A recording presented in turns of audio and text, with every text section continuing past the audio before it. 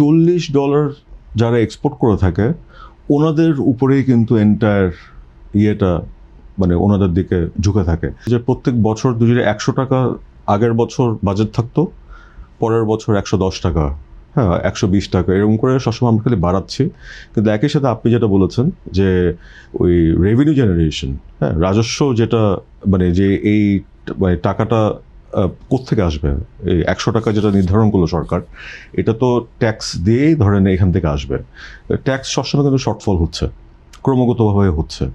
তো এই রাজস্ব শর্টফলটা কী জন্য হচ্ছে কারণ স্ট্রাকচারালি কিছু প্রবলেম আছে আমাদের অর্থনীতির।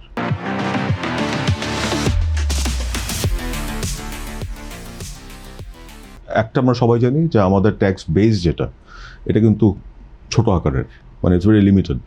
হ্যাঁ ধরেন আপনার যারা এক্সপোর্ট ওরিয়েন্টেড ইন্ডাস্ট্রি, যদি $100 সাপোজ এক্সপোর্ট যদি হয়ে থাকে, আপনি যদি ঠিক করে যদি দেখেন খাতগুলো, ওই খাতগুলোর মধ্যে দেখবেন যে $60 ইনকাম যেই খাতগুলো থেকে আসছে ওনারা কিন্তু সবাই ট্যাক্স এক্সাম্পশন পায়, আবার ওনারা কর দিতে লাগে না, হ্যাঁ ট্যাক্স এক্সাম্পশন পায়।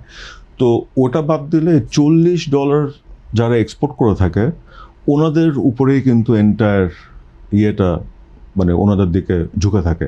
অ্যাট দ্য সেম টাইম মানে অভ্যন্তরীণ অর্থনীতিতে যারা বড় একটা ভূমিকা রাখে, যেমন এখানে অনেকগুলো কোম্পানি আছে যারা ধরেন যেমন নুডলস বানাচ্ছে, অথবা তেল আমদানি করে বিক্রি করছে, অথবা তামাক, তারপরে সার্ভিস ইন্ডাস্ট্রি, ধরেন সেলফোন কোম্পানি যারা এখানে ম্যানুফ্যাকচারিং করছে, অথবা সেলফোন সার্ভিস প্রোভাইডার যারা ইয়ে করছে, ওখান থেকে যে ট্যাক্সটা আসে এই ট্যাক্সগুলো দিয়েই তারপরে এক্সপোর্ট ইম্পোর্ট যখন করে থাকি তখন সরকার ইম্পোর্টের উপর অনেকগুলো ট্যাক্স আরোপ করে থাকে, কমোডিটি হোক পণ্য হোক।